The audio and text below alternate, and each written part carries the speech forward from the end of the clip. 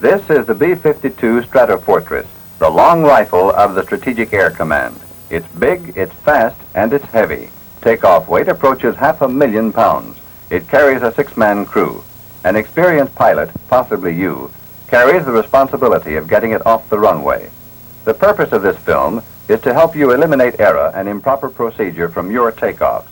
The film will review the salient points of a proper takeoff and then analyze pilot error in a series of student takeoffs photographed at Castle Air Force Base.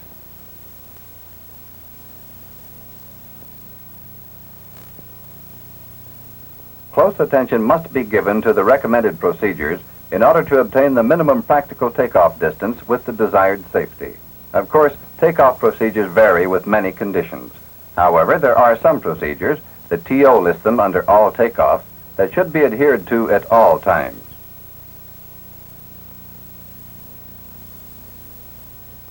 One very important item is a recheck of the takeoff data. Acceleration speed, go-no-go speed, unstick speed. Each of these speeds corresponds to a specific distance on the takeoff roll. As you taxi onto the runway to perform the lineup check, set in the crosswind crab. The control should be neutral with no crosswind. When in position, you're ready for the lineup check.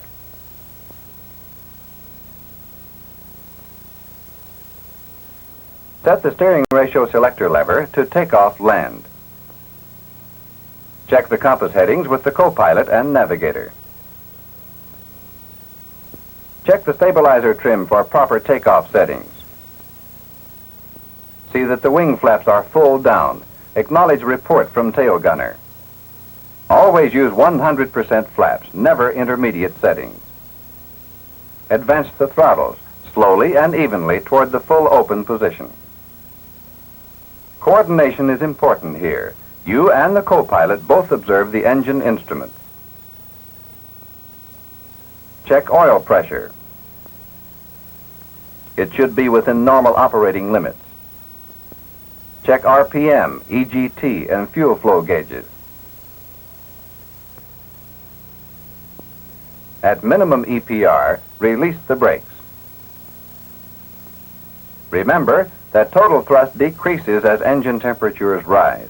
You gain added takeoff thrust by starting the roll early. Use the rudder pedals for steering throughout the ground run. Do not attempt to level the wings below 90 knots. Leveling of wings at low air speeds will increase ground roll due to the increased drag of spoiler action. Depend on your co-pilot to double-check your procedures. He'll observe trim settings and recheck engine instruments on the roll. As you pass the acceleration speed marker, check airspeed. It should agree with computed takeoff data. If speed is below the minimum allowable, you may abort. If there is loss of acceleration from any cause before you reach go-no-go speed, abort the takeoff with a maximum effort stop if necessary. Also, check your airspeed at the go-no-go checkpoint. If abort is mandatory, make a maximum effort stop.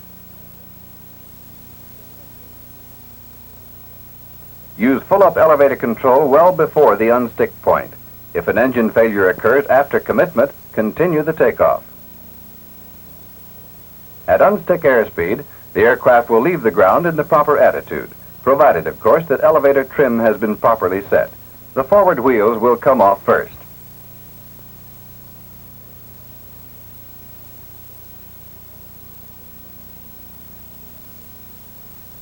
Release back pressure to counteract pitch up as you leave the ground. Apply wheel brakes before retracting the gear.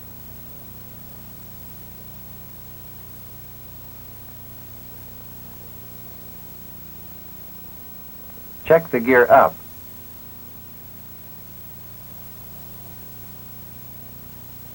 Climb to 1,000 feet at 180 knots. Then the co-pilot will retract flaps and ensure that both flaps retract simultaneously.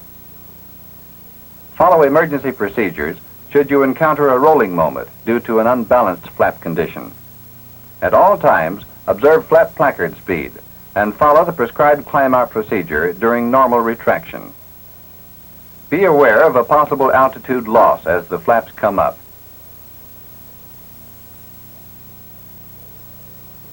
After flaps up, maintain minimum recommended airspeed. That completes your takeoff procedure, and that's the way you should do it every time. Every step was accomplished exactly as pre-planned before you entered the aircraft.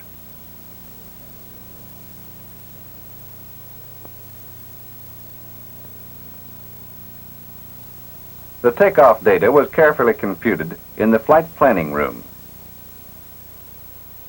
And that is where safe takeoffs begin.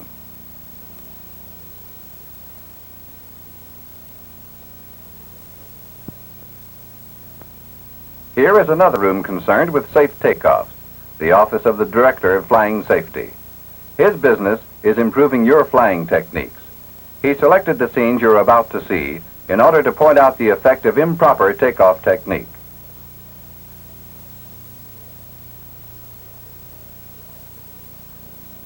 A rear gear first takeoff will occur if the trim stabilizer is set too low.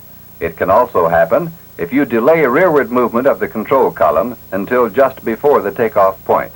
This type takeoff may increase the ground run by as much as 5%.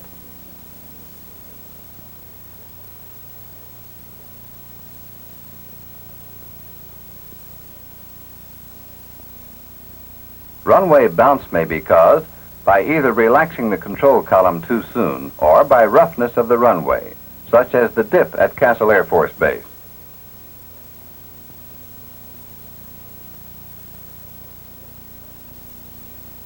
Warning, dip plus back pressure for takeoff may cause a nose-high attitude, which can extend takeoff distance as much as 14%.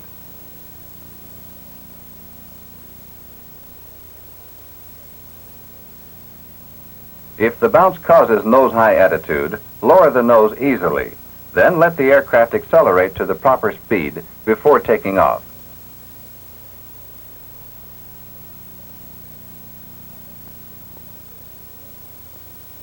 Pitch-up will occur if the stabilizer trim is set too high. This can cause a dangerous accelerated stall.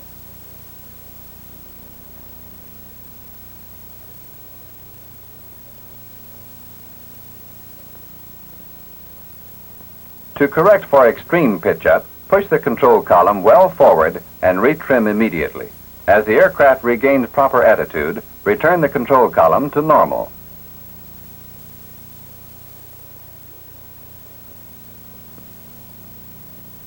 Excessive aileron control on takeoff causes bicycling on the runway. The gear and wingtip on the low side may be damaged in this situation. To avoid this, actuate the control wheel in small increments. Hold this position until the low wing comes up, then return the control wheel to neutral. Of course, a good pilot can recover from almost any situation. But Flying Safety believes that a lot of situations could be avoided by proper planning. Flying Safety would rather see takeoffs like this one.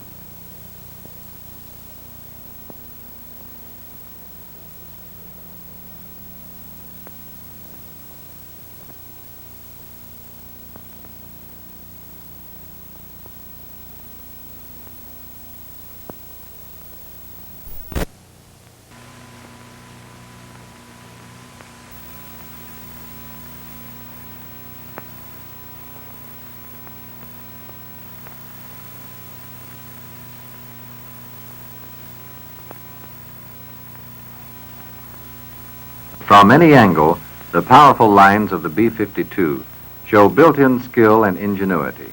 Millions of man-hours and billions of your dollars have been invested to bring you the Stratofortress. It is incumbent upon you, as an experienced pilot, to keep your investments safe. Safe for yourself and for those who fly with you. A landing like this one will add to your account, especially in the Office of Flying Safety.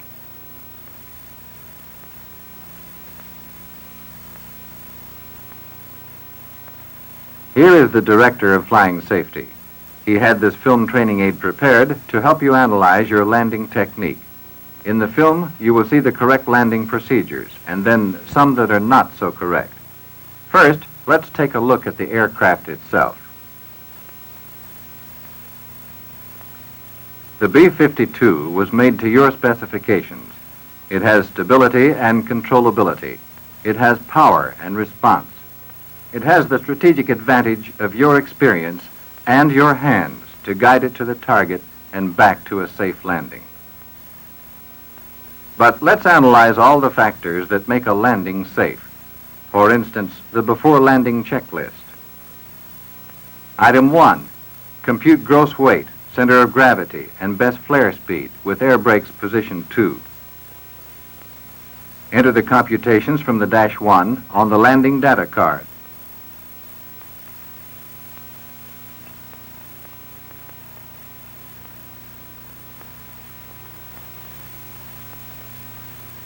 Continue down the list and check each item carefully, one by one.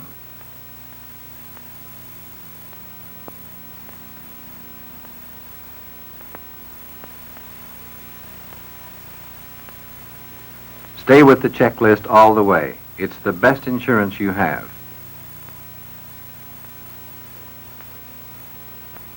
Drop the gear before penetration.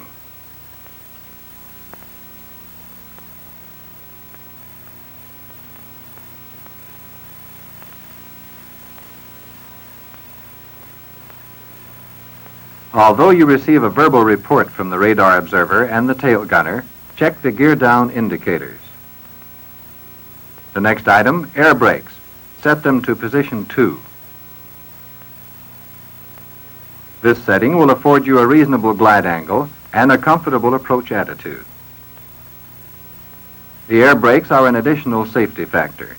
With practice, you can use them to vary the approach and landing pattern, to steepen the final approach, or to reduce airspeeds rapidly. Begin the descent by retarding throttles to idle. Keep the flaps retracted until completion of the penetration.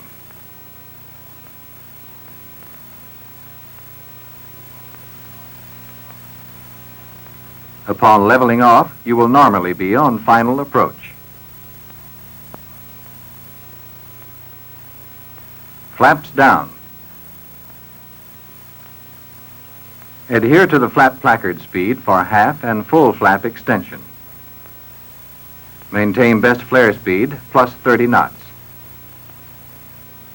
The flaps are another safety factor. Sweep back of the wing increases the critical Mach number, but gives undesirable characteristics under low landing speed conditions. These Fowler-type flaps compensate for loss of lift by actually increasing the wing area.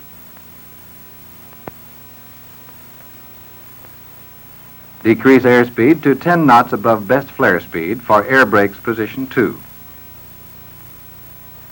Check and set the crosswind control knob after receiving an accurate runway wind from the tower.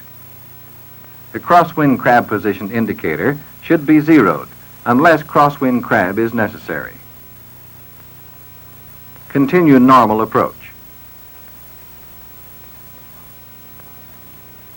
Descend at the rate of approximately 500 to 600 feet per minute. Check airspeed at 10 knots above best flare speed for air brakes position 2. Maintain this speed until over the end of the runway. Then start the flare out. Apply nose-up stabilizer trim to reduce the back pressure necessary to accomplish the flare. Simultaneously, retard the throttle to idle. This will establish the best flare speed and the proper attitude for touchdown. Maintain this attitude until touchdown is accomplished. When firmly on the runway, extend the air brakes to position 6. Deploy the drag chute immediately. Do this as soon as possible after touchdown to realize maximum braking action from the drag chute. Apply wheel brakes when airspeed decreases to 70 knots. When sufficiently slowed, place the steering ratio selector lever to the taxi position. At the end of the roll, clear the active runway.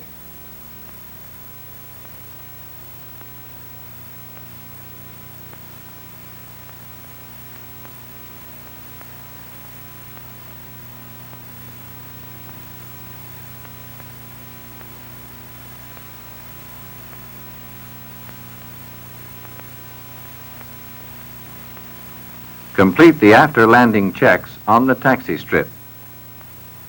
Make full use of the after-landing checklist. Some of the scenes you are about to see could have been improved if more attention had been given to step-by-step procedures.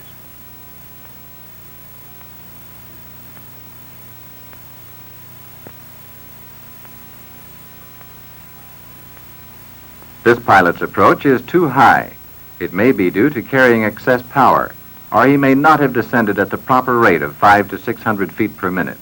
A high approach can also be caused by a final turn too close in.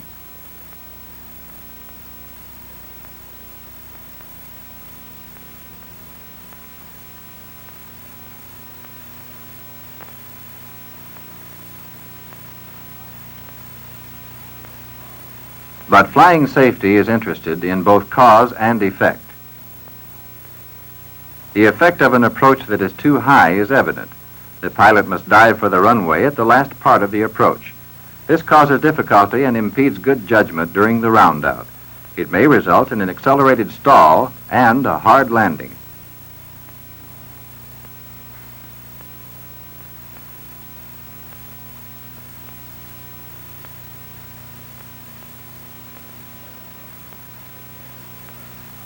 A low approach is the most dangerous error a pilot can make. On strange field landings, there may be power lines or other obstacles in his flight path. The low approach may be caused by a final turn too far out or at too low an altitude. It can also be caused by too low a power setting that results in too high a rate of descent.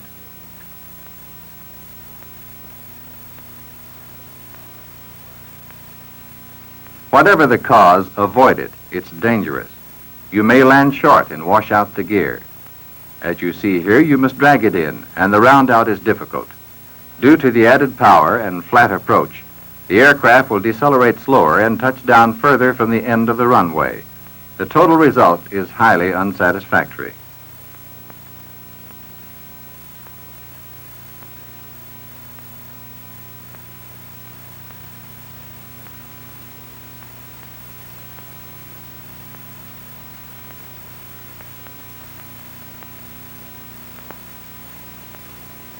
Excessive control movement on the B-52 causes excessive wallowing.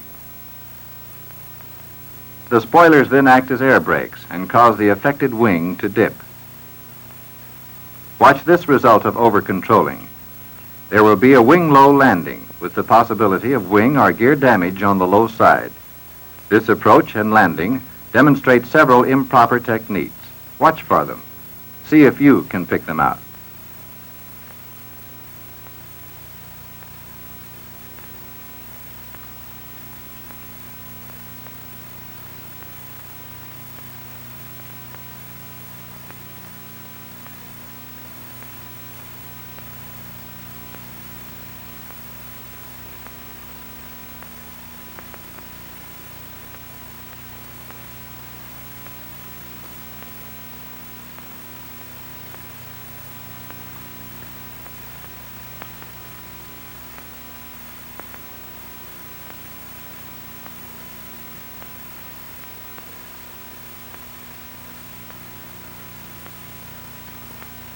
Here is another example of an uncontrolled landing.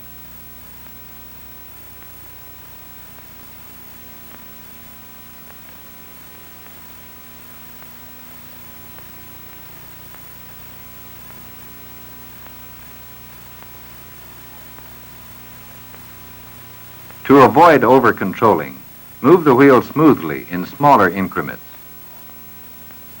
Remember that the spoilers are already at position 2. Control response will be very effective in this configuration.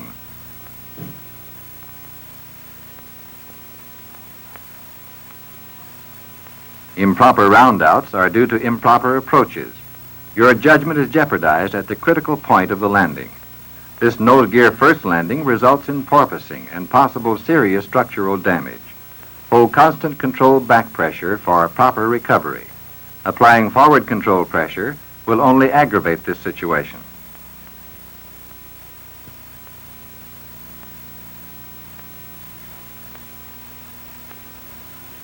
On the other hand, an excessive nose-high attitude can also mean a hard landing. A rear gear first landing is desirable, but the nose should not be too high. A round out from this attitude can damage the forward gear due to the location of the center of gravity. This is much better. The pilot maintains his landing attitude and retains full control of the aircraft all the way.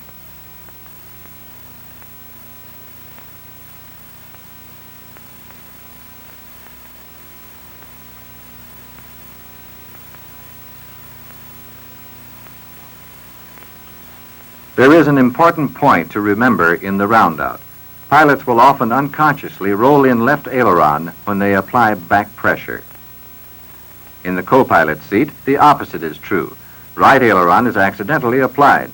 This is usually due to under-trimming. The arm rolls inward to obtain greater leverage. Avoid this error by applying pressure in a straight line.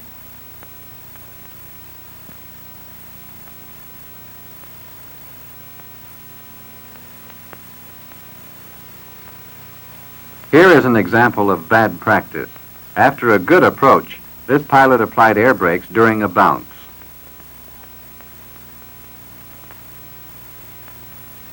And he was late releasing his drag chute. Let's review the proper procedure.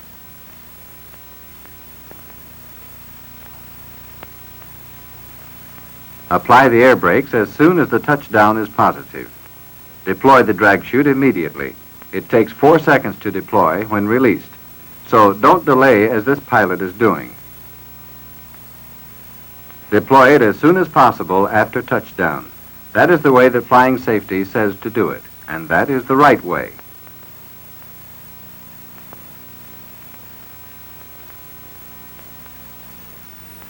Landings are what you make them. To make them better, review this film and apply what you learn to your everyday flying practice.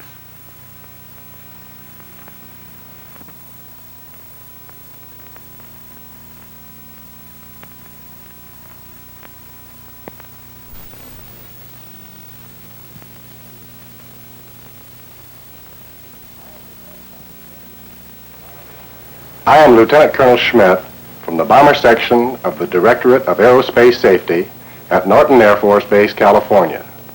You are about to see and hear a most unusual story about the aircraft you fly, a story that has made aviation history. We at the Directorate of Aerospace Safety believe the factors of this incident will increase your understanding of B-52 flight characteristics and heighten your appreciation of its capabilities. The aircraft involved was a B-52H on loan to the Boeing Company. Its flight crew members were Mr. Charles Fisher, instructor pilot, Mr. Richard Curry, pilot, Mr. Leo Coors, co-pilot, and Mr. James Pittman, navigator. Here to tell you this remarkable story firsthand is one of the Boeing pilots who was at the controls, Mr. Richard Curry. Dick? Thank you, Colonel Smith. Our mission was to conduct a flight load survey to obtain and record the structural loads encountered on a routine low-level sortie.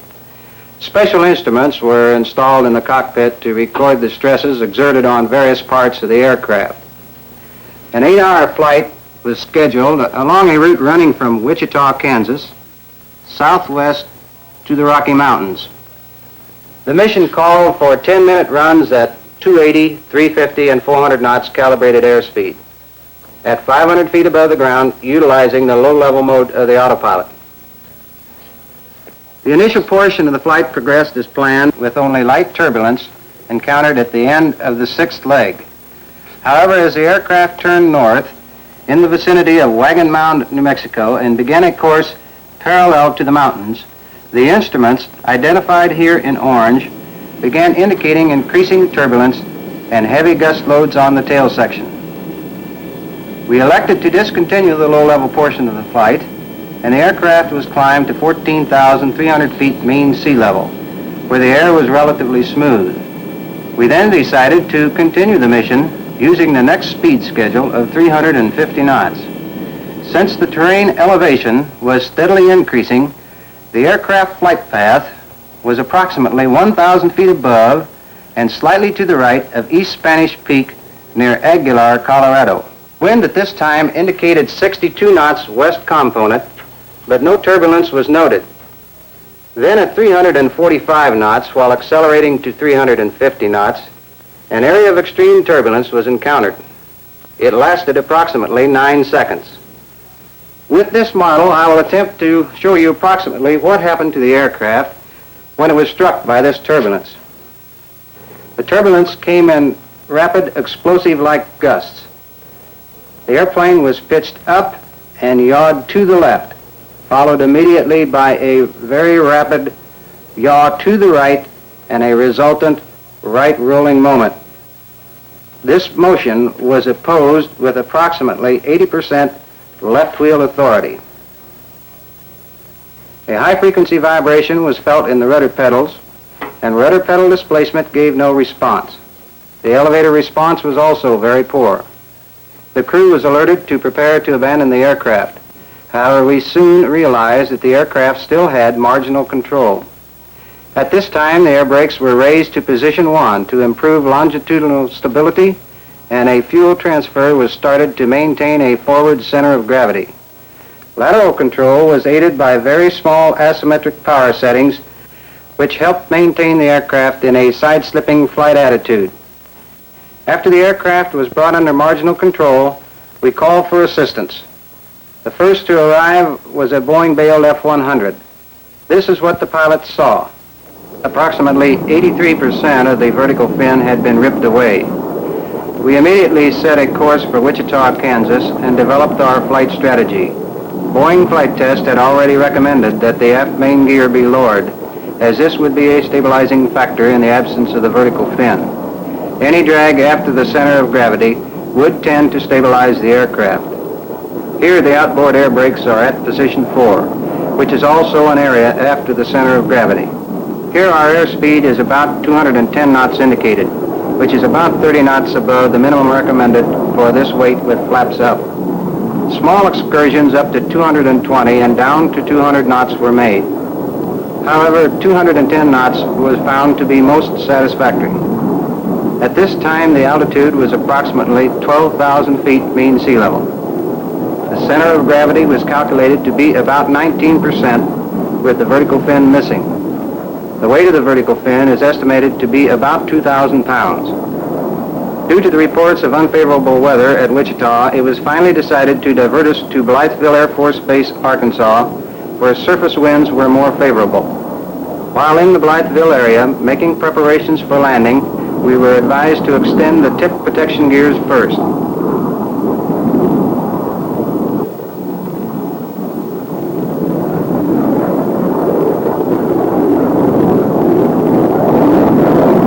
Then the forward trucks were lowered. A yawing oscillation occurred during forward gear extension. However, this ceased when the gear reached a down and lock indication. We reduced airspeed to 160 knots at 10,000 feet and prepared for a long, flat final approach, hoping to be able to flare and touch down at the same speed. 160 knots flaps up approach speed was selected in order to obtain optimum body angle. We had computed a no drag chute stopping distance of 5,000 feet. Here's the aircraft on final approach. 160 knots, outboard air brakes at position 4. All engines are near idle. Crossing the threshold, still at 160 knots, the aircraft started a slight left drift, and we decided not to hold off any longer, but put it on the runway. At touchdown, all air brakes were raised to position 6. We elected to use the drag chute, but decelerated to 130 knots before deploying it. We considered the possibility of a go-around, and had it been necessary, we would have used outboard air brakes at number 6 position. This is the B-52 at Blytheville Air Force Base shortly after landing. This aircraft was flown 5 hours in this configuration from the scene of the incident over Colorado to Wichita and then to Blytheville Air Force Base, Arkansas.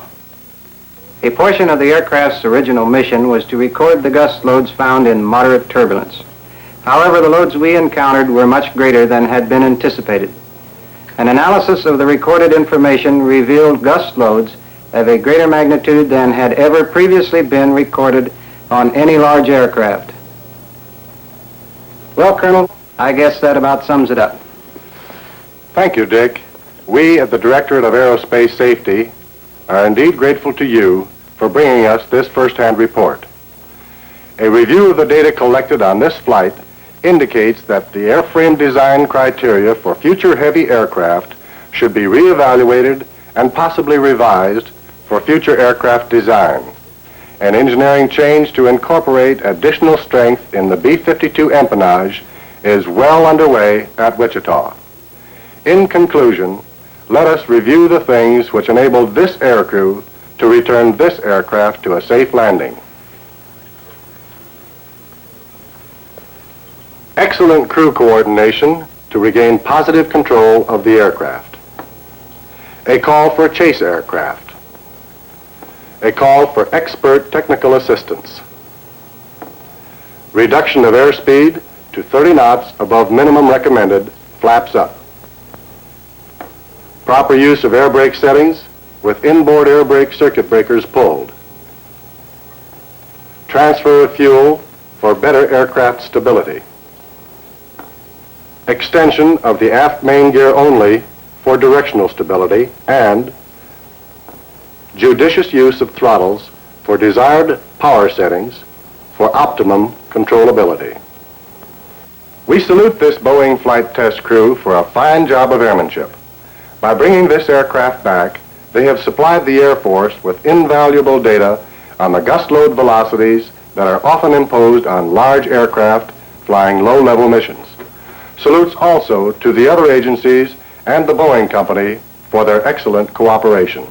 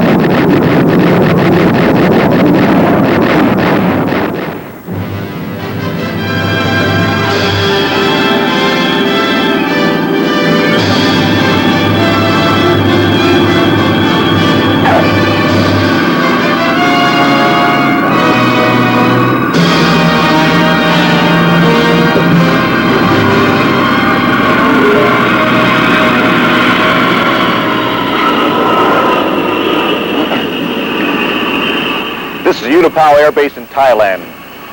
We've been operating B-52s from here since April of 1967. It's not a glamorous job. The crews take off on a scheduled time. They fly relatively straight and level and deliver their ordnance. And then they fly back to prepare the aircraft for the mission tomorrow. The men of these machines are real pros who carry briefcases with them. They follow checklists and operate as a team, producing very positive results. Okay, again, we'll be clearing right here. Right, sir. A little more air for the chute, right side. You're clear right tail. Of course, the crews understand what the mission is. The maintenance guys understand what the mission is. They're operating in a combat environment, so they're highly motivated. However, it takes more than that to convince the individual that the job that he's doing has to be done professionally, and it's real important to the national security of the United States. So people coming into theater are often very amazed at how we employ junior officers and junior airmen here. We give our junior people the authority and the responsibility and turn them loose. What little guidance they require, why, of course, we give it to them, but in most cases, the individual is so well motivated so well trained out. We put them in a specific job here, and because of the standardization procedure that we employ in SAC, the individual can fall right into the pattern with no additional training. That's Captain Dietrich's aircraft parking right now. His crew is typical of the men who've been flying out here. After they unload, they go in for the operational debriefing.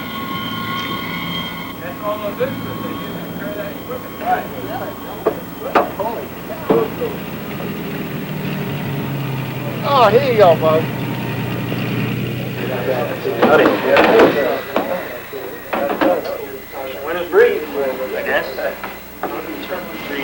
George Dietrich, captain.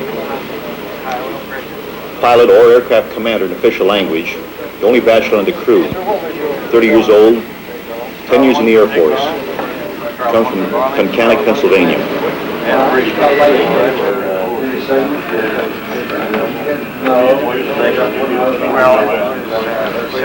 The number 2 man is Dick Stone. He's married and has a 2-year-old son. 6 years in the Air Force, all in SAC. 3 hours and a half. Very nice short mission. 3.5. 2.5 hours. Fuel curve log straight on, all the way down the line. And I have a proper extract here for the Not really. Airborne Commander. Station 16.1. Bob Watson is a radar navigator. We used to call it Bombardier. Commissioned through aviation cadet 6 years ago. Wife's name is Mary. They have a daughter about a year old.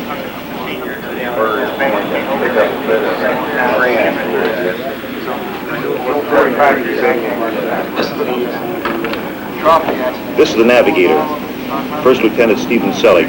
He's 25. Comes from Laconia, New Hampshire. No children yet. He has a degree in history from Syracuse. How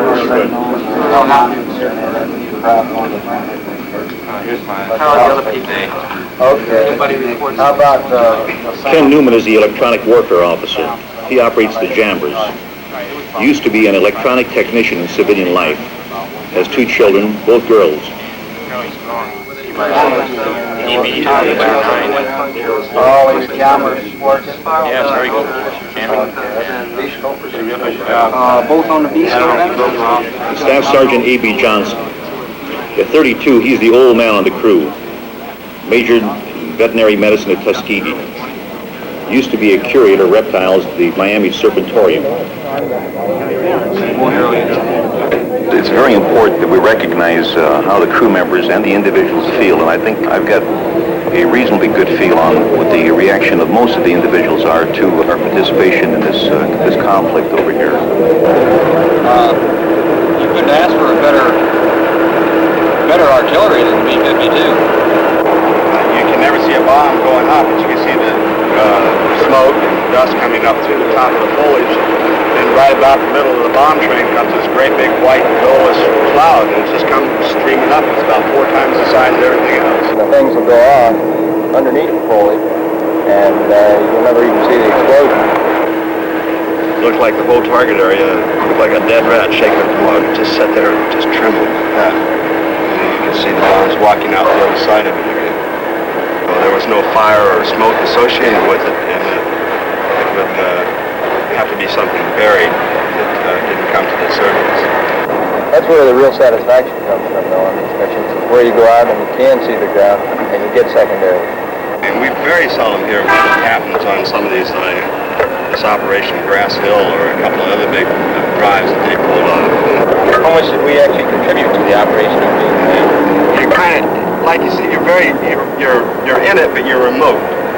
I think once after we gained the confidence of the people in the wing, it's a very simple matter to be able to talk to these individuals, whether the flight crews, staff officers, particularly the maintenance and support guys. They're typical American guys. They're highly motivated, have the drive and desire to be professionals.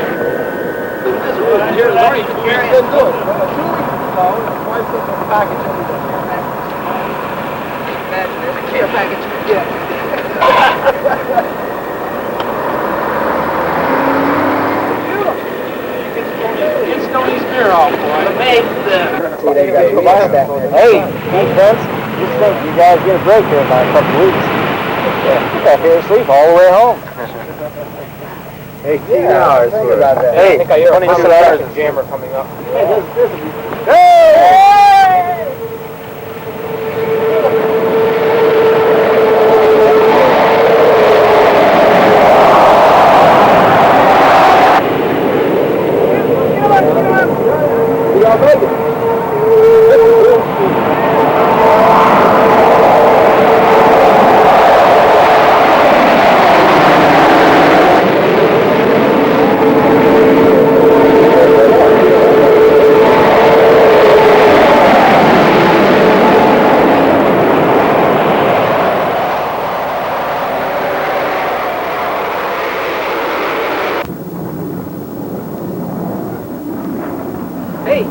Hey, Charlie. Hey, come on in. Have a good one, George. Have a hand. Hey, you guys got a day off or something today? Yeah. On a mission since noon. Since high noon, we got the day off. You haven't been on a schedule for a week. The reason I haven't been on the schedule, last week I've been over at SAC Advon in Saigon, and they took me through MACV, where they do all the mission planning, lay on the target. Boy, I can tell you, there's some pretty good thinking behind it. And I think the best thing we could do here is perhaps go over to MACV, talk with Brigadier General Chasen. He's the man in charge of MACV target assignments, and he can give us the full picture.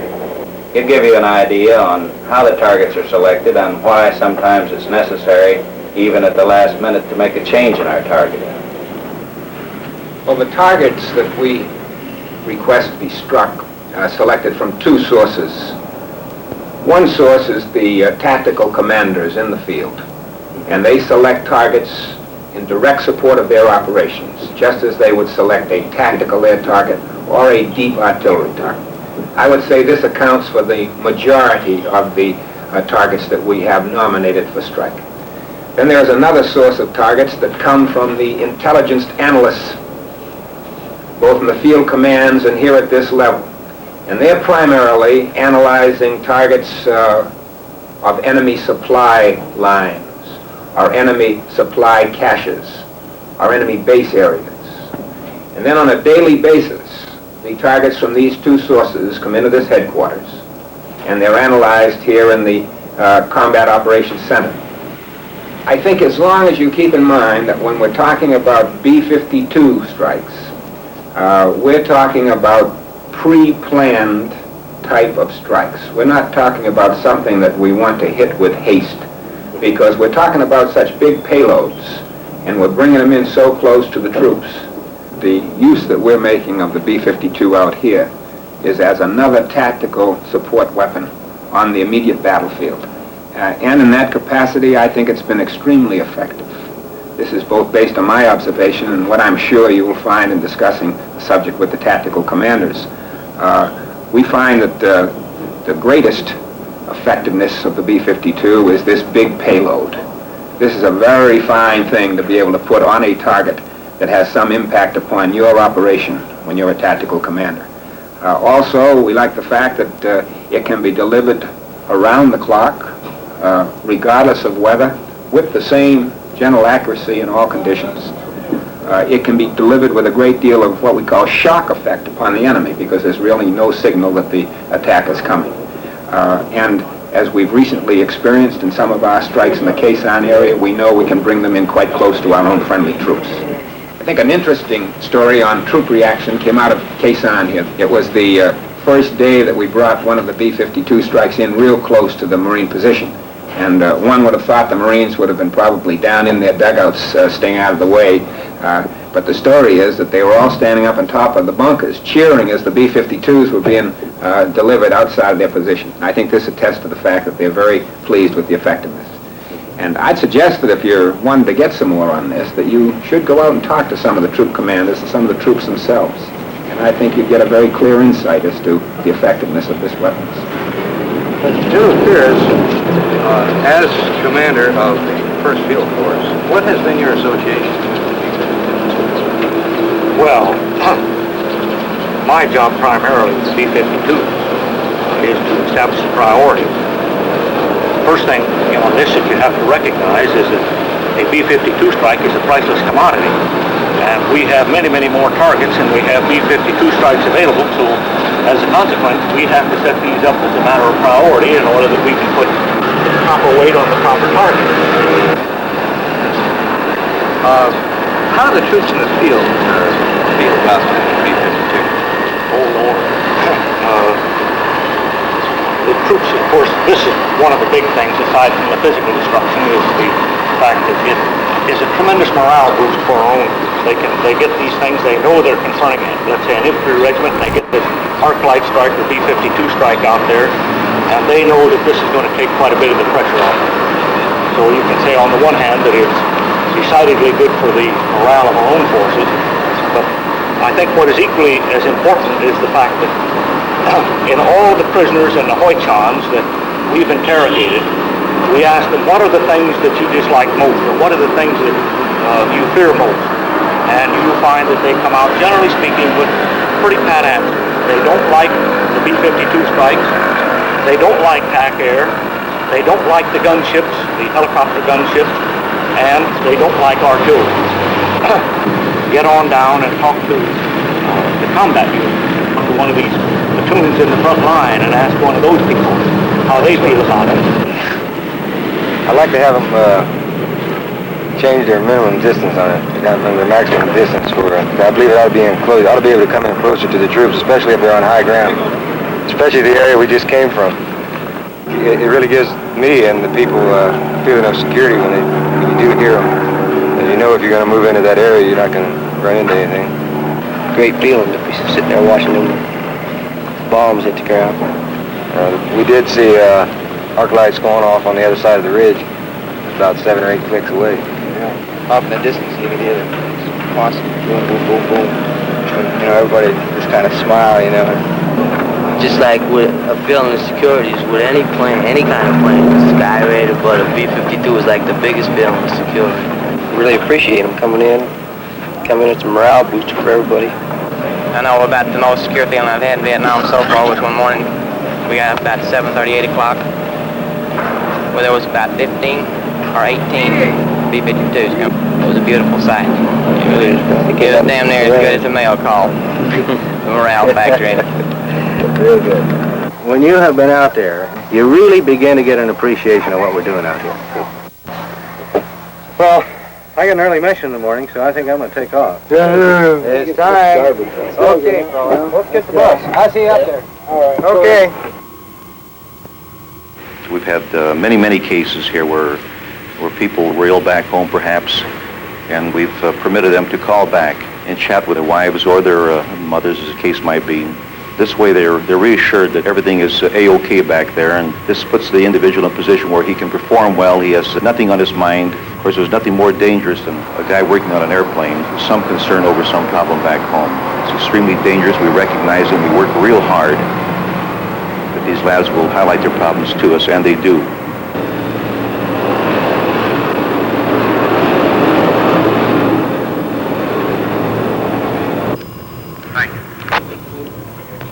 Okay, well, let's go. Control, this is 10. Go ahead, son. Roger, Control. 100 is out of the ball game. My hip pocket spare is 604. Give me a reading, please. Roger. We'll take aircraft 604. How's the refuel coming? You pressurize. Valve closed. Valve closed. Okay.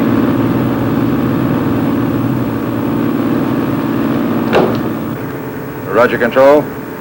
Refuel should be complete on 604 at 2100. Be ready for Mickey Mouse at 2130. I'll have MMS out there at that time. Roger, this is turning around aircraft now. When you consider it takes 400 to 500 man-hours to regenerate an airplane once he returns from a mission, I think the people become more aware of the fact that the only way you can do this is through a good coordinated team effort, because each individual has played a very important part in getting that airplane off the ground. We have a very sophisticated radar bombing navigation system, so weather has absolutely no bearing on our capability to bomb. We can pinpoint bomb through overcast conditions, under any weather conditions.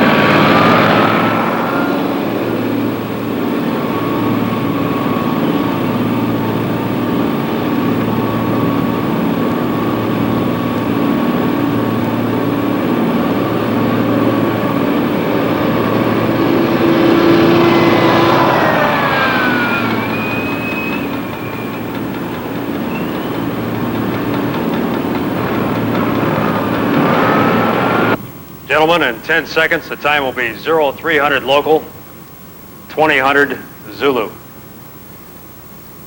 5, 4, 3, 2, 1, hack.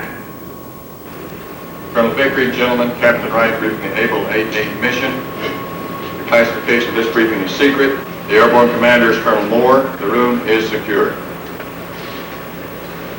The takeoff time for the first cell is 0500 local.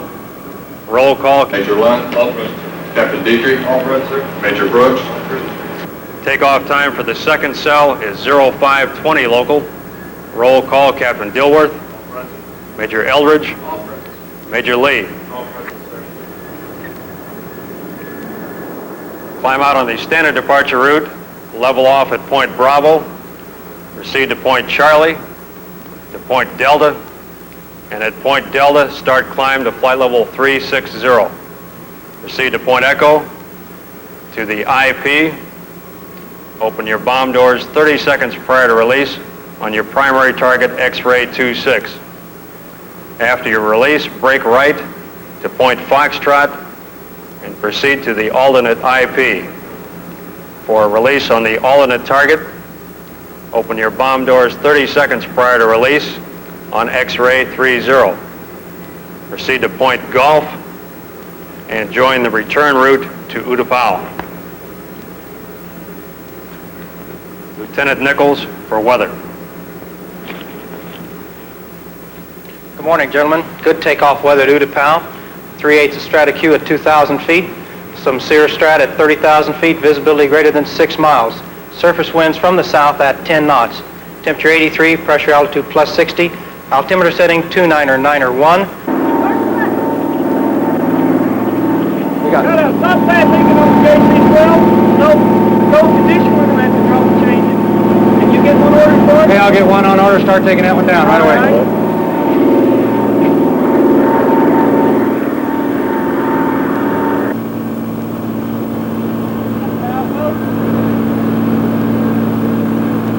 Roger Control, we have a JFC 12 change on 604. Part has been ordered by OMS 12, control number 081.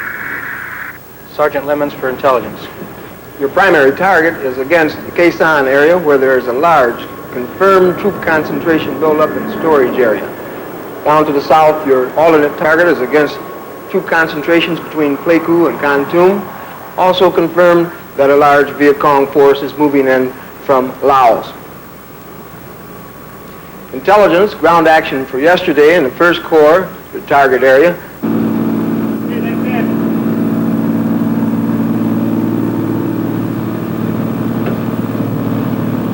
Depressurize. Control, OM-10. Roger Control, 604 is NNN across the board. Complete at 0250.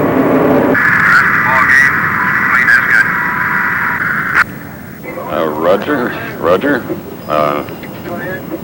Suppose you're going home now. Have a cool one for me. Roger Control, I'm strictly a Kool-Aid man. Thank you. Are there any questions on the mission as briefed? Would you rise, please, for Chaplain Clarahan?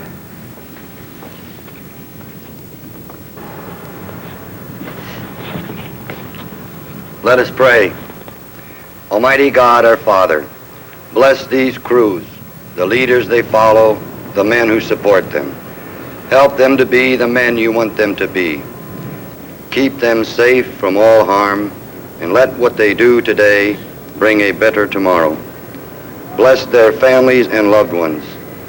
Give to them the same peace and security that these men try to bring to the world today.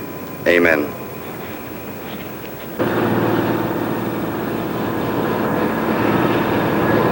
That's good, man.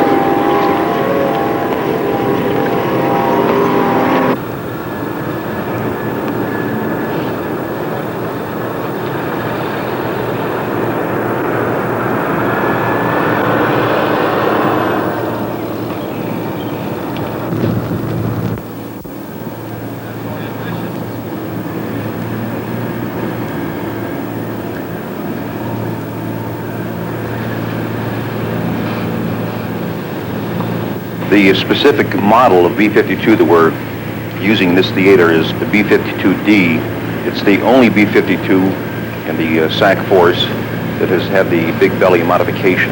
The airplane was not originally designed to carry iron bombs, so to achieve this end, this modification was necessary. As far as general characteristics of the bird are concerned, it's about 180 feet from wingtip to wingtip, 156 feet long, and our operating gross weights out of Thailand are in the neighborhood of 400,000 pounds. Weapons are loaded. Ammo, letters, camera. Yeah, all the people.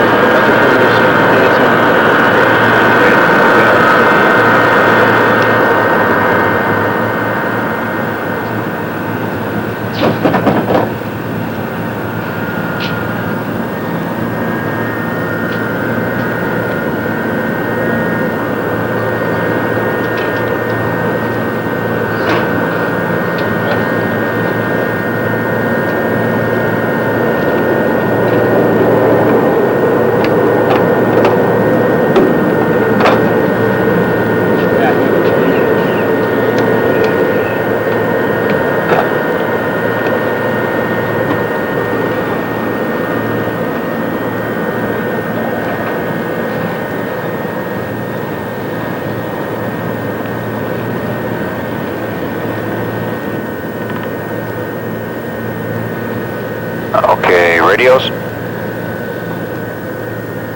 You're on, pilot. On, co-pilot. Warning and indicator lights. 3101, taxi runway 36, wind 330 degrees at 6, altitude 2900, enter 0. Air press to test, pilot. Warning and indicator lights. Press test, co-pilot. Power wall switches.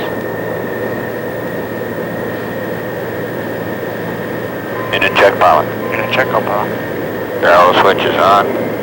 Navigation lights are bright and flash. Ground connected clear the bomb doors. Bomb doors connected clear, sir. Validating your frequency. Frequency improved. And fuel quantities next.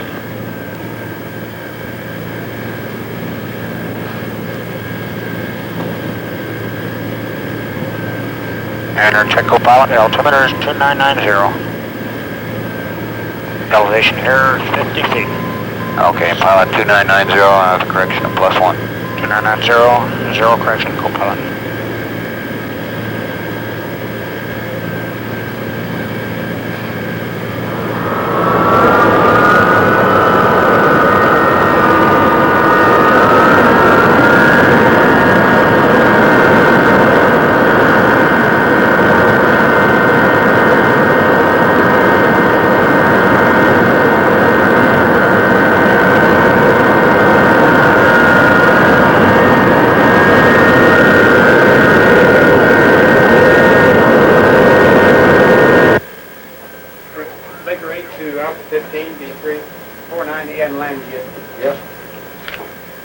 Here, give these to Johnny.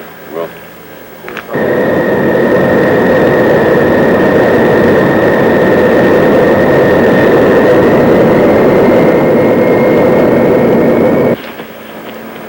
Okay, and that when the taxi across Hotel 3 busted the refueling pit lid. 45 seconds.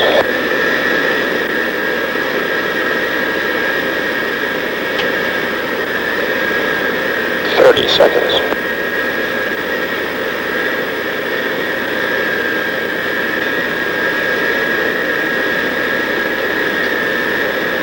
Okay, we should have 1.5 left set.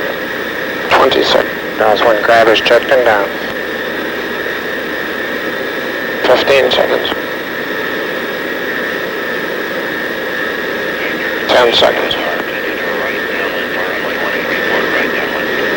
5, 4, 3, 2, 1, go. Ram. You're playing your travel signal. I have it. Take off the light.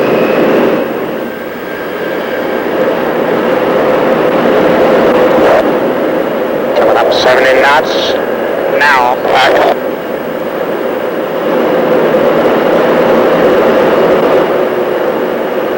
16.0 seconds. Ready, now. 100.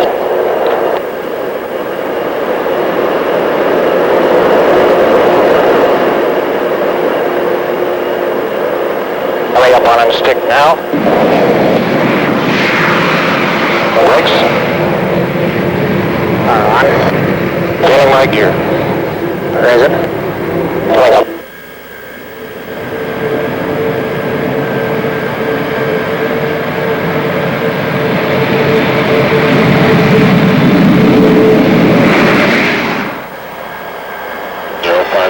Everything set, standing by release on this gear hat. 8.5 seconds. Right now, 059. 059. On track at this time, looking good. Co-pilot, this is pilot. Yes, pilot, go ahead. Okay, how's the temperature over there? What's it running? Right now, I feel pretty warm. I can turn it down if you want. Next heading be 090 in 1 minute. I understand, 090. Roger, pilot. Street is coming out pretty good. Roger. 090 at this time. Turning 090. Lee has with the skill there. Roger, radar. And EW, this is Point Whiskey, SCM. Roger, copy SCM at this time. Pilot nav. Roger, nav. Coming up the bomb run, heading at 281. 281, you want that heading now? Roger. Okay, turning 281. Roger, pilot. EW, co-pilot, picking up any signals? Roger, co-pilot, just a normal acquisition signals, no threats at this time. Radar ready for bomb run checklist. Roger, stand by. Roger, BNS true heading A1, compass mag heading cross check. Cross check. BNS altitude. Set. Nav mode select switch. As briefed. Roger. Crosshairs and aiming point. Stand by one. Aiming point. Stand by one. Roger.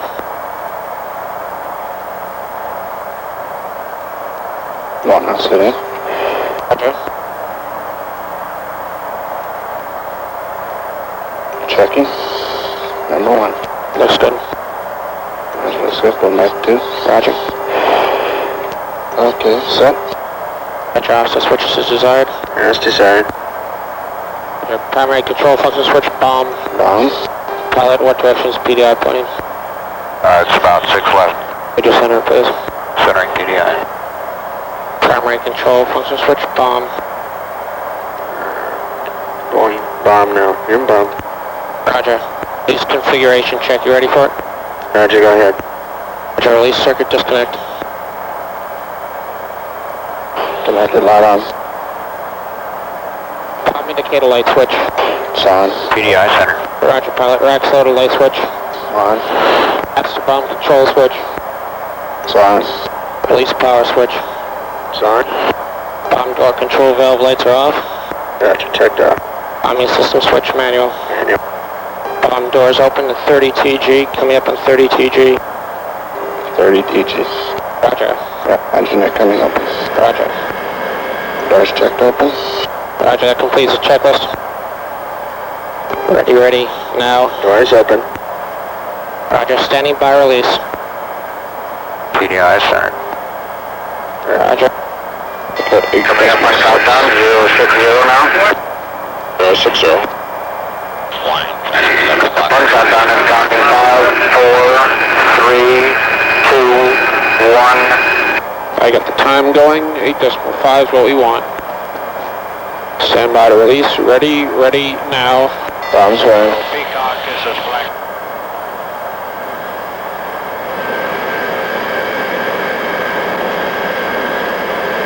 Stand by EAR. Ready, now. EAR. Stand by for brake pilot. Standing by. Brake right. Ready, now. Okay, we'll roll into a right turn now. And I'll be holding it for maybe 10 seconds. Cleared right front, good. Right, so you clear right tail. Braking right. 090 heading pilot. Roger. Stand by for impact. Impact time, ready, now.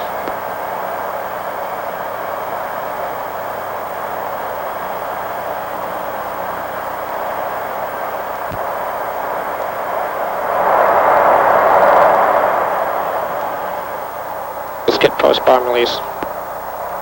Emergency bomb door open switch. Off. Bomb doors. Closed.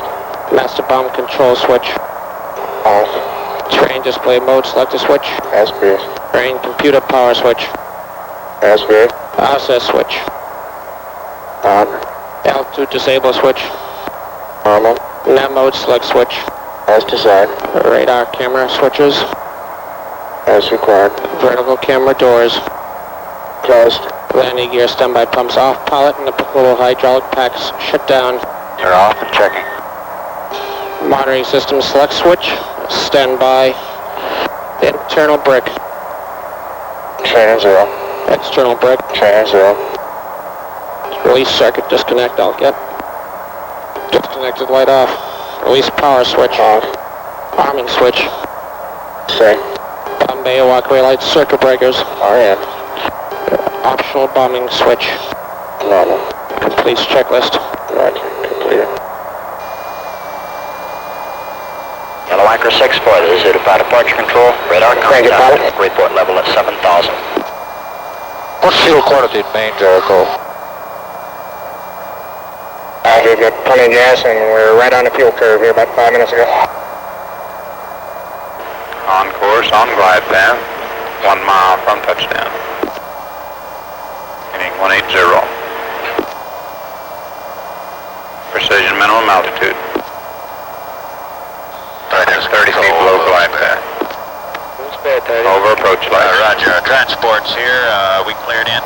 The crews come over into this part of the world quite frequently, 6 months at a stretch, and in many cases the crews find themselves back home for a very short period of time and they're back again for another 6-month period. Operating out of Guam is very confining. There's very little for the crews to do there. So when they have an opportunity to come to Utapao, they're very happy to come over here. So we make every effort in the world to schedule him in such a manner so that each crew during his 18-day cycle has an opportunity to spend perhaps at least 2 days in the Bangkok area. I think it's very educational. I think because of the professionalism that these individuals display on and off the job, it's very healthy for them to become exposed to the Thai people. They have a better understanding of our people, the way we conduct business, the way we conduct ourselves in the Thai community. Many crew members work very hard toward establishing better base community relations. I've seen this happen here in the local area so many times. We've received so many congratulatory messages, letters, and things of this nature from Thai dignitaries, Thai families, indicating how pleased they were to be able to get to know SAC crew members and have the SAC crew members spend some time in their homes at their table. It's very enlightening.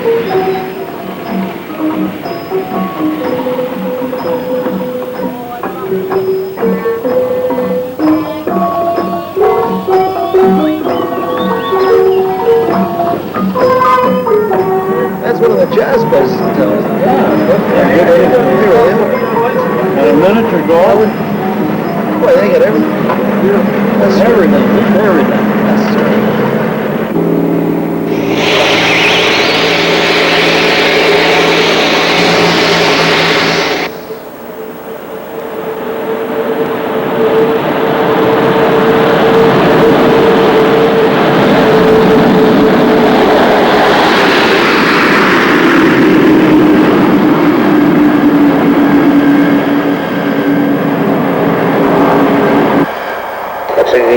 Charlie Hotel. Charlie Hotel at 4-2. Go back on there. The aircraft have been recycled and another mission is launched. Perhaps the crews feel a bit more fulfillment since they know what their efforts achieve. Even though professionally speaking, it's just another mission. They are professionals, highly trained and qualified in their specialties. It is also a fact that they are men doing a good job. The reasons are diverse. However, they all have one thing in common. They're here because their country needs them.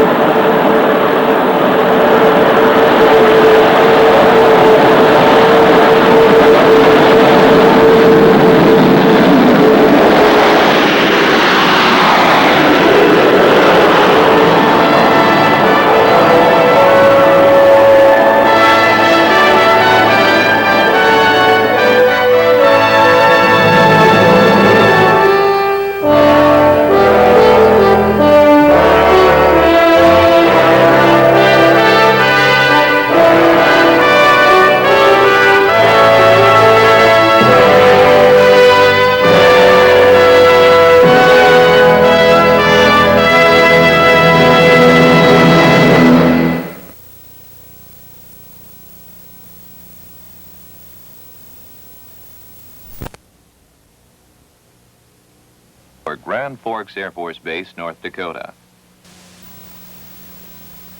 Grand Forks is located in eastern North Dakota, 15 miles west of the city of Grand Forks. Terrain in the area is flat. The nearest military airfield suitable as alternates are Minot Air Force Base, 160 miles northwest, and Ellsworth Air Force Base, 330 miles southwest. The elevation of Grand Forks is 911 feet MSL. The highest obstacles within 25 miles are towers, shown in red, one 14 miles southwest, 1,378 feet. Another 8 miles southwest, 1,355 feet, and a third 4 miles east, 1,300 feet. All elevations are MSL.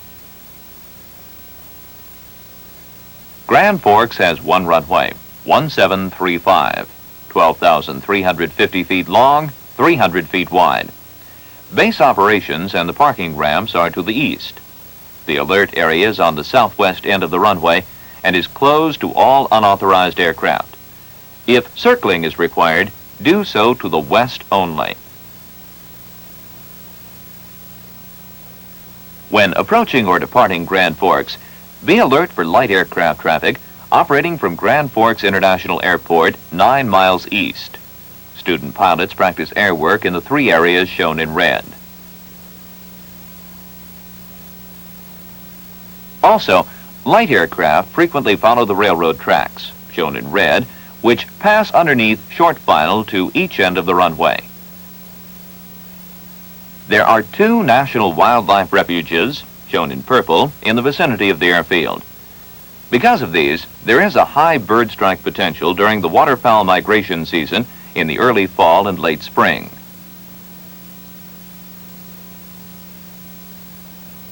Runway 35 is a precision runway with high-intensity approach lights, jet barrier, VASIs, and high-intensity runway lights. This is the primary instrument runway.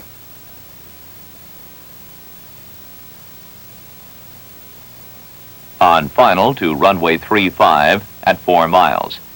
The approach is over agricultural fields.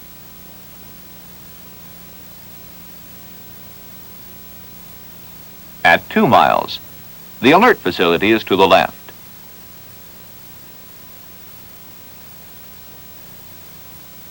On short final,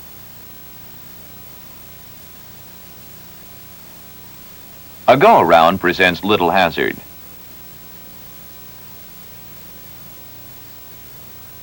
Runway 17 is a precision runway with a jet barrier, VASIs, and high-intensity runway lights.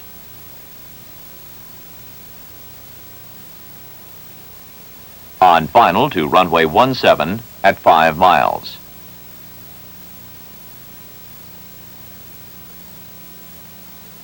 At 3 miles, the parallel taxiway and airfield complex are to the left. On short final,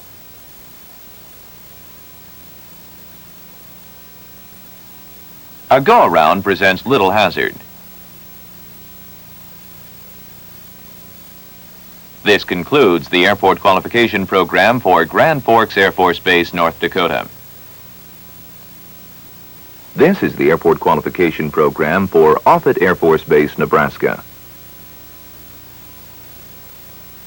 Offutt is located just south of Omaha in eastern Nebraska. Terrain in the area is flat.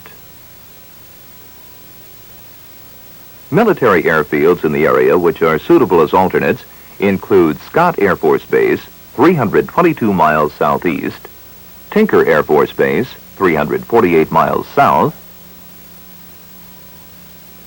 and Ellsworth Air Force Base, 360 miles northwest. There is no high terrain in the vicinity of Offutt. The highest point within 5 miles is a 444-foot tower, 1,620 feet MSL, 4 miles west. Airfield elevation is 1,048 feet MSL. All circling approaches are performed to the southwest only. When making an approach, be alert for large flocks of migratory birds in the vicinity of the airfield. Offutt has one runway, 1230, 11,700 feet long, 300 feet wide. Both ends of the runway have a displaced threshold. The parking ramps and base operations are to the southwest. Runway 12 is a precision runway with high-intensity approach lights, VASIs, and high-intensity runway lights. There is 10,700 feet available for landing. When making an approach to runway 12, exercise extreme caution for extensive light aircraft operating from Millard and South Omaha airports. On final to runway 12 at 3 miles. During periods of medium to high surface winds, you can expect turbulence on approach and landing. At 1 mile, the parking ramps are to the right. On short final, notice the embankment at the end of the runway and the 1,000-foot displaced threshold. When the winds are from the southwest, anticipate highly variable crosswinds on the runway. A go-around presents little hazard. Runway 30 is a precision runway with high-intensity approach lights, VASIs, and high-intensity runway lights. There is 10,600 feet available for landing. On final to runway 30 at 3 miles. The approach is over an agricultural area. At 1 mile. On short final, notice the upslope of the runway and the displaced threshold. A go-around presents little hazard. This concludes the airport qualification program for Offutt Air Force Base, Nebraska. This is the airport qualification program for Scott Air Force Base, Illinois. Scott Air Force Base is located in southwestern Illinois, 16 miles east of St. Louis. There is no high terrain in the area. The nearest military airfields are Blytheville Air Force Base, 156 miles south. Whiteman Air Force Base, 176 miles west. Richards-Gebaur Air Force Base, 221 miles west. And Little Rock Air Force Base, 245 miles southwest. The elevation of Scott is 453 feet MSL. The highest point within 25 miles is a 1,214-foot tower, shown in red, 1,649 feet MSL, 20 miles west. The highest point within 10 and 5 miles is a 416-foot tower, shown in red, 856 feet MSL, 2 miles southwest. Caution: unlighted obstructions, 550 feet MSL, 1,050 feet northwest, and 461 feet MSL, 870 feet southeast, penetrate 1 to 50 plane each end of runway 1331. There are 6 other airfields, shown by the black circles, within 15 miles of Scott. Dense civil air traffic is in all quadrants and at all altitudes. In addition, Scott is located 7 miles from the St. Louis Terminal Control Area, shown in blue. Scott has one runway, 3113, 9,048 feet long, 150 feet wide. Both ends of the runway have a 1,000-foot displaced threshold. The parking ramp and base operations are located to the west. Runway 31 is a precision runway with high-intensity approach lights, VASIs, and high-intensity runway lights. On final to runway 31 at 4 miles. The approach is over a flat agricultural area. At 1 mile, parking ramp to the left. On short final, note the railroad tracks crossing the approach path. A passing train penetrates the clear zone. A go-around presents little hazard. Runway 13 has runway end identifier lights, VASIs, and high-intensity runway lights. On final to runway 13 at 3 miles. Note the tree line crossing the approach path. The trees penetrate the clear zone. At 1/2 mile, parking ramp to the right. On short final, note the displaced threshold. A go-around presents little hazard. This concludes the airport qualification program for Scott Air Force Base, Illinois. This is the airport qualification program for Altus Air Force Base, Oklahoma. Altus Air Force Base, marked by the circle, is located in southwestern Oklahoma, 3 miles east of the city of Altus and 100 miles southwest of Oklahoma City. The base is situated in an area of moderately rolling terrain, with the exception of the 2,500-foot Wichita Mountains located north and east. Field elevation is 1,378 feet. Altus Municipal Airport, 4 miles northwest, marked by the smaller circle, is the only other airfield within 10 miles. Light aircraft operating into or around Altus Municipal will normally remain west of the highway, marked by the dotted line. However, light aircraft executing instrument approaches from the Hobart Vortac into the municipal airport will cross Altus's final approach course approximately 3 miles north of the airbase. Additional VFR traffic can be expected over Lake Altus, located 14 miles north of the base. Crews of military aircraft holding or maneuvering over Lake Altus should be particularly alert to the potential for a mid-air collision. The Wichita Mountains, marked by the 2 rectangles and square, are located north and east of the field, with maximum elevations of 2,500 feet. The highest point within 25 miles is Baker Peak, marked by the red triangle, 2,479 feet, 25 miles northeast. The highest elevation within 15 miles is terrain, 2,440 feet, 12 miles north. The highest point within 10 miles is a hilltop, 2,110 feet, 7 miles east. Additionally, a 500-foot lighted tower, marked by the black triangle, rises to 1,869 feet, 7 miles north. Altus Air Force Base has 1 runway, 1735.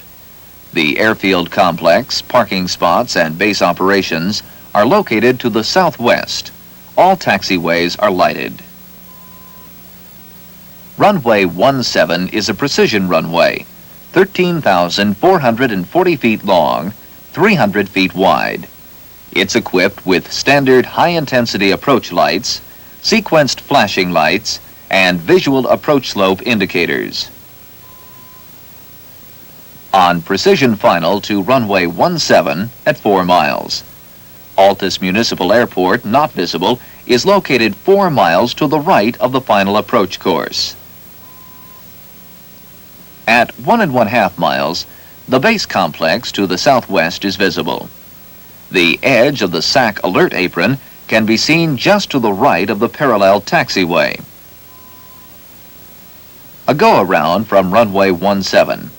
There are no terrain hazards associated with the missed approach. Runway 35 is a precision runway 13,440 feet long and 300 feet wide. It's equipped with standard high-intensity approach lights, sequenced flashing lights, and visual approach slope indicators. On precision final, runway 35 at 5 miles. 2.5 miles. Base complex and parallel taxiway to the left. On short final, a go-around from runway 35.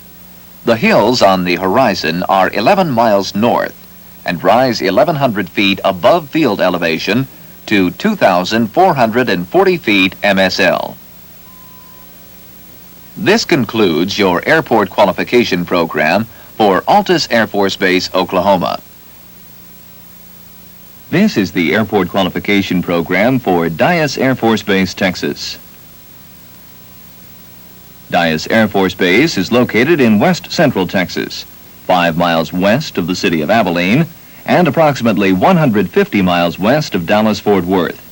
Airfield elevation is 1,789 feet MSL. There are 3 other airfields located within 15 miles of Dyess. Of these, the most active is Abilene Municipal, located 9 miles east, operating a moderate amount of general aviation and commercial air carrier traffic.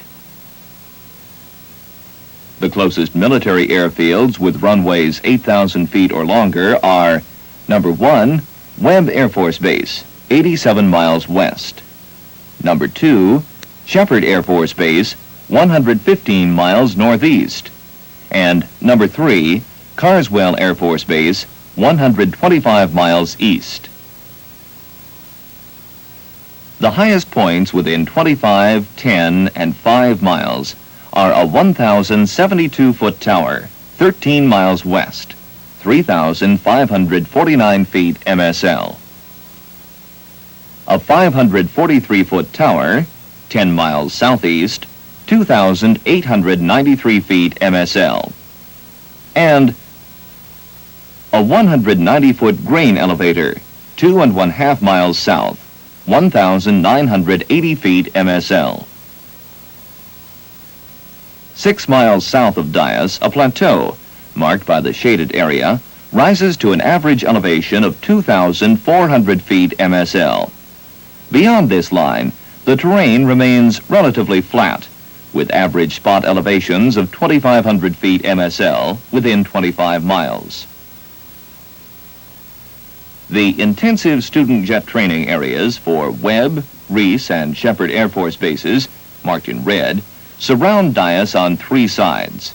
Their boundaries are located within 25 miles southwest through northwest of Dyess, and within 35 miles to the northeast. Dyess Air Force Base has 1 major runway, 1634, and a smaller special use runway, 1634 Bravo. The metal-surfaced center runway, Alpha, 6,000 feet long, is no longer in use and is closed to all aircraft. Base operations and the parking spots are located to the east. All taxiways are lighted. Runway 1634 Bravo is an asphalt surface assault training strip, 3,500 feet long, 60 feet wide. Anticipate extensive daily VFR operations on this runway, along with simultaneous operations on the main runway. Runway 16 is a precision runway, 13,500 feet long, 300 feet wide. It's equipped with high-intensity runway lights and a visual approach slope indicator. On final, runway 16 at 5 miles. At 1 mile, ramp and base complex to the left. To the right, note the closed runway, 1634 Alpha. And further right, just beyond the light-colored area, the assault training strip, 1634 Bravo. Short final, runway 16. The wide runway may lead to a landing illusion. Terrain visible on the horizon, 6 miles beyond the departure end, is 2,400 feet MSL. Runway 34 is a precision runway, 13,500 feet long, 300 feet wide. It's equipped with a standard approach lighting system, sequenced flashing lights, high-intensity runway lights, and visual approach slope indicators. On final, runway 34 at 5 miles. At 1.5 miles, base complex to the right. Approaching the threshold, runway 34. The wide runway could contribute to a landing illusion. A go-around presents little terrain hazard. This concludes the airport qualification program for Dyess Air Force Base, Texas. This is the airport qualification program for Kelly Air Force Base, Texas. Kelly is located in south central Texas, 5 miles southwest of San Antonio. Terrain in the area is flat. Available as alternates for Kelly, and at the indicated distances, are Laughlin, Randolph, Navy Chase, and Bergstrom. The elevation of Kelly is 690 feet MSL. Although it is located on flat terrain, 10 miles north, beyond the red line, the terrain slopes up to approximately 2,000 feet MSL. The highest point within 25 miles is a 1,531-foot tower, shown in red, which rises to 2,049 feet MSL, 18 miles southeast. Within 10 and 5 miles, the highest point is another tower, shown in red, 1,449 feet MSL, 5 miles northeast in downtown San Antonio. Kelly has 2 runways, 1432, 7,314 feet long, 150 feet wide, and 1533, 11,500 feet long, 300 feet wide. The primary parking ramps are to the east. When a Class A mishap occurs, a board is formed. When approaching or departing Kelly, aircraft should avoid the control zones for San Antonio International, 11 miles northeast, and Stinson Municipal, 7 miles southeast. Also, VFR traffic should avoid West Side Air Park, 5 miles west. Runway 1432 is a non-precision runway with jet barriers on both ends, high-intensity runway lights, and no overruns. This runway is not recommended for high-speed aircraft when it is wet. There are no approach photographs available for this runway. Runway 15 is a precision runway with high-intensity approach lights, jet barrier, arresting gear, VASIs, and high-intensity runway lights. On final to runway 15 at 6 miles. The city of San Antonio is out of sight to the left.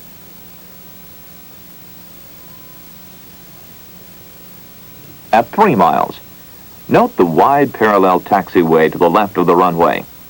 Do not mistake this taxiway for the runway. On short final, a go-around presents little hazard.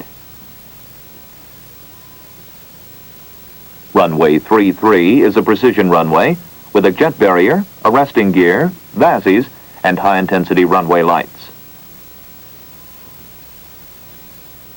On final to runway 33 at 5 miles.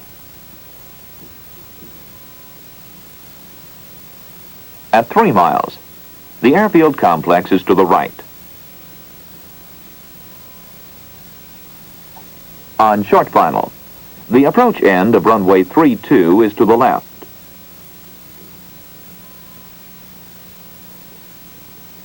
A go-around presents little hazard. This concludes the airport qualification program for Kelly Air Force Base, Texas. This is the airport qualification program for Bergstrom Air Force Base, Texas. Bergstrom Air Force Base is located in southeastern Texas on rolling terrain 5 miles south of Austin and 56 miles northeast of San Antonio. Airfield elevation is 541 feet. There are 4 other airfields located within 15 miles of Bergstrom. Of these, the 2 most active are Robert Mueller Municipal, number 1, 6 miles north, and Timms Air Park, number 2, 11 miles north. Both airports support a moderate to heavy amount of daily air traffic, with commercial air carriers operating into Robert Mueller and extensive light aircraft operations at Timms Air Park.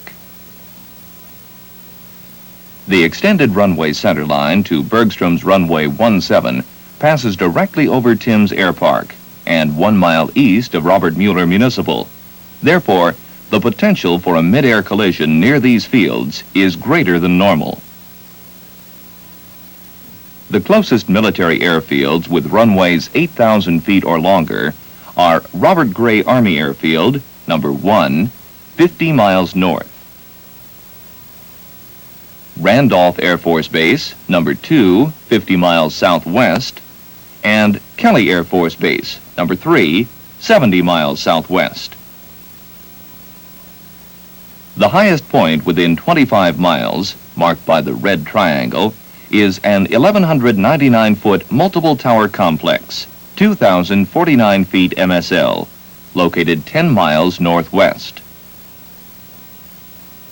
Additional 2 to 300-foot obstructions, 9 to 1,100 feet MSL, are marked by the black triangles.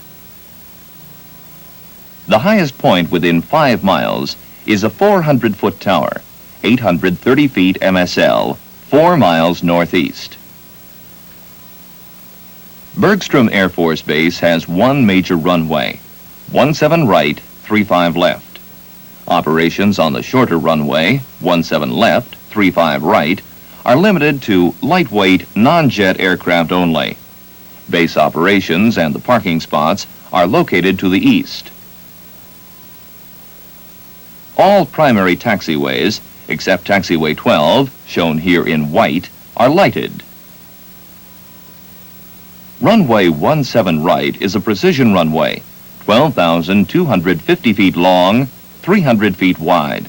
It's equipped with a short approach lighting system, sequenced flashing lights, a visual approach slope indicator, and a resting gear.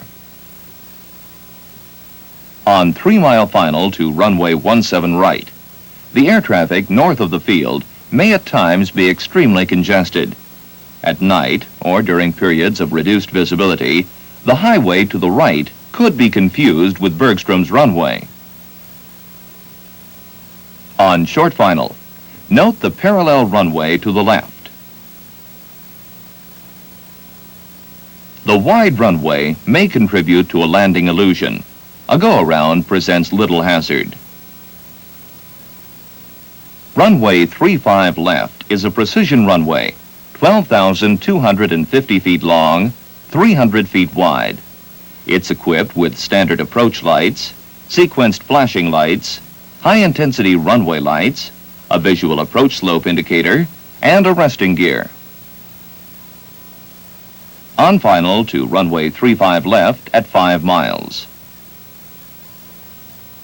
The approach continues over flat terrain, airfield complex to the right. To the runway's right is the smaller runway and parallel taxiway. Note the trees and elevated approach lights in the foreground. The wide runway may contribute to a landing illusion. A go-around presents little terrain hazard. Because of restrictions on aircraft type and weight, and the similar terrain over which the approaches are flown, photographs of runway 17 left, 35 right were not taken. This concludes the airport qualification program for Bergstrom Air Force Base, Texas. This is the airport qualification program for Robert Gray Army Airfield, Fort Hood, Texas. Robert Gray Army Airfield is located in central Texas, 5 miles southwest of the city of Killeen and 45 miles north of Austin. Airfield elevation is 1,015 feet MSL. There are 3 other airfields located within 15 miles of Robert Gray. Of these, the 2 most active are number 1, Fort Hood Army Airfield, 8 miles northeast, which conducts extensive helicopter training, and Killeen Municipal, number 2, 8 miles east, operating numerous light aircraft. The closest military airfields with runways 8,000 feet or longer are number 1, Bergstrom Air Force Base, 55 miles south at Austin, Randolph Air Force Base, number 2, and Kelly Air Force Base, number 3, both approximately 120 miles southwest near San Antonio. Just to the north of Fort Hood is a large special use airspace. In order to remain clear of its boundaries, most VFR light aircraft will normally fly along the corridor, marked by the dashed lines, and follow either the east-west highway that passes through Killeen or track direct to the Hood VOR. These aircraft, when combined with numerous helicopters normally conducting IFR training near the VOR, can make the flying environment extremely congested. In addition, the Army regularly conducts extensive VFR helicopter operations throughout the Robert Gray Fort Hood area and within a 100-mile semicircle to the west. The majority of these helicopters fly low-level missions at altitudes of 200 feet AGL and below. Most are camouflaged. Many have minimum markings, and all are extremely difficult to see. A straight-in approach to runway 13 at Robert Gray passes through the western sector of Fort Hood's restricted airspace. Although clearance through this area is coordinated by Robert Gray Approach Control, be alert, as numerous aircraft, primarily helicopters, may be conducting special operations within this sector at any time.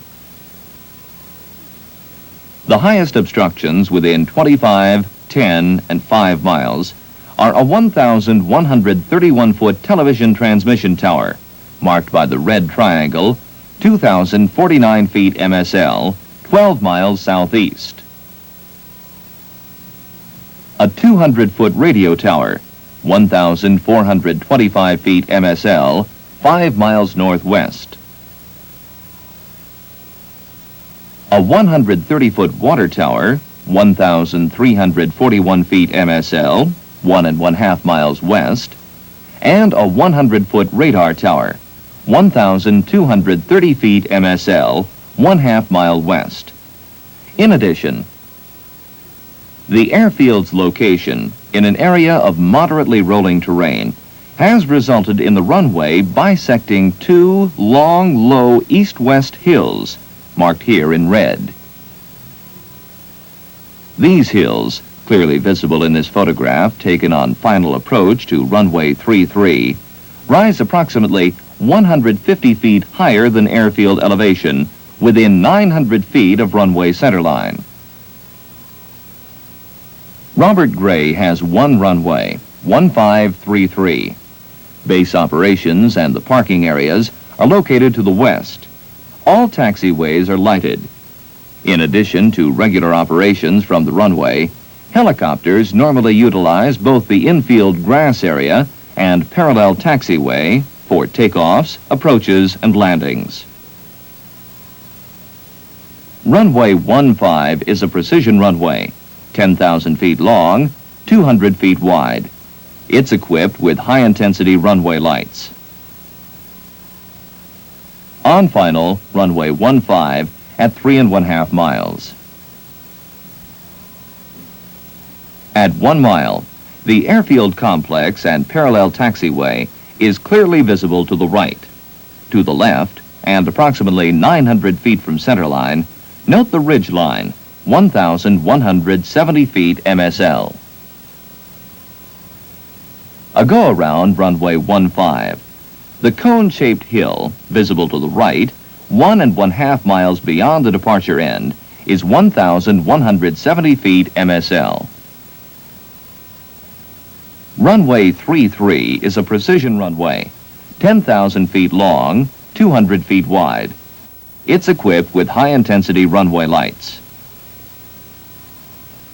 On final, runway 33 at 3 miles. At 3/4 of a mile, note the ridge lines to the right and left.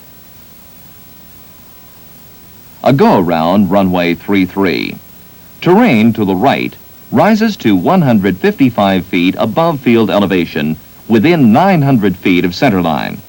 The radar tower, visible atop the hill, 1/2 mile to the left, is 115 feet above field elevation.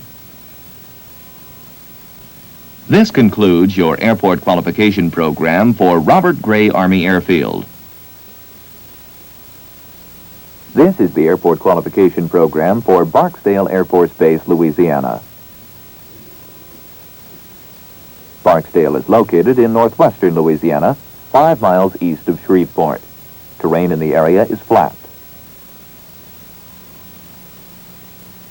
The nearest airfield suitable as an alternate is England Air Force Base, 92 miles southeast. Available at further distances are Little Rock, Tinker, and Bergstrom Air Force bases. The elevation of Barksdale is 166 feet. The highest obstructions within 25 miles are towers, shown in red. All elevations are MSL. Barksdale has one runway, 1432, 11,754 feet long, 300 feet wide. The parking ramps are to the west. If circling is necessary, do so to the east only. When making an approach to runway 14, be alert for light aircraft operating from Shreveport Downtown Airport, 3.3 nautical miles northwest. If it is necessary to fly east of the airfield, remain clear of the ordnance storage area, seen here, which extends for 1 mile east of the runway.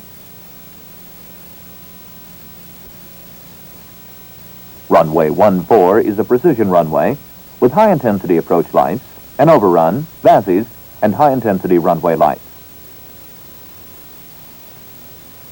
On final to runway 14 at 3 miles. The city of Shreveport is out of sight to the right.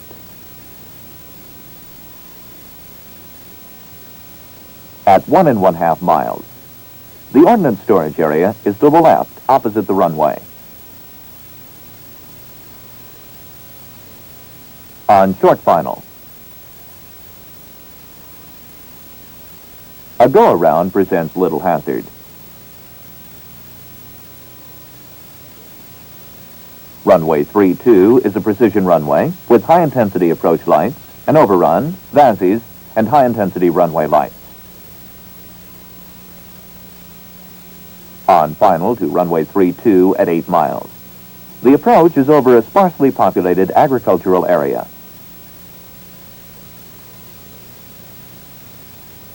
At 2 miles.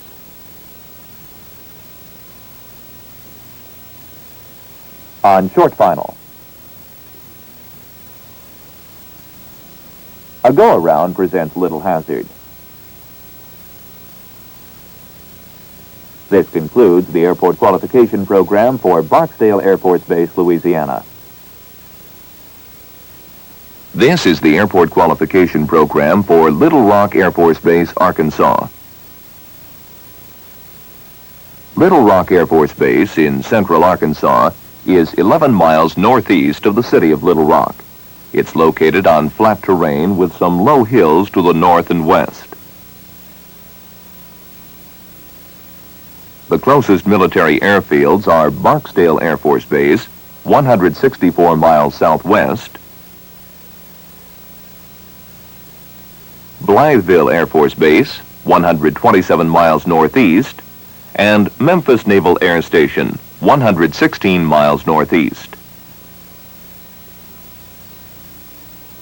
The elevation of Little Rock is 311 feet MSL. The highest point within 25 miles is a 1,175-foot tower, shown in red, 2,205 feet MSL, 18 miles southwest. The highest point within 10 miles is a 310-foot tower, shown in red, 560 feet MSL, 9 miles southwest. The highest point within 5 miles is a 210-foot weather radar tower, shown in red, 521 feet MSL, which is located on the airfield next to the control tower. There are 10 other airfields, shown by the black circles, within 15 miles of Little Rock. Of these, the 3 most active are Robinson Army Airfield, which conducts helicopter training 9 miles southwest. North Little Rock Municipal, 7 miles southwest.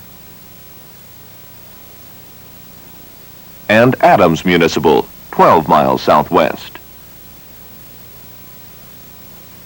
A restricted area, shown by the blue hatched area, is located 5 miles west of the airfield and must be avoided when maneuvering for landing and departure. Detailed information on this area can be found in your flight information publications. Little Rock has 1 runway, 2507, 12,000 feet long, 200 feet wide. A small assault strip, 3,500 feet long, is located parallel to and north of the runway.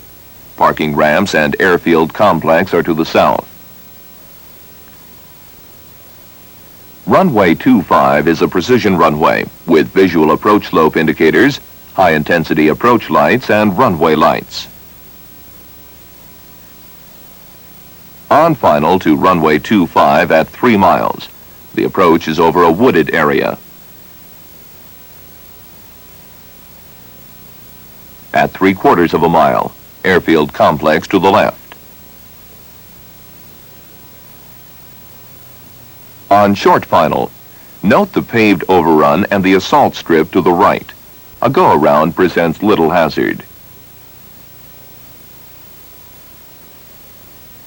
Runway 07 is a precision runway with visual approach slope indicators, high-intensity approach lights, and runway lights. On final to runway 07 at 1 1/2 miles. On short final, note the paved overrun. A go-around presents little hazard. This concludes the airport qualification program for Little Rock Air Force Base, Arkansas. For the most current information, refer to both your flight information publications and NOTAMs.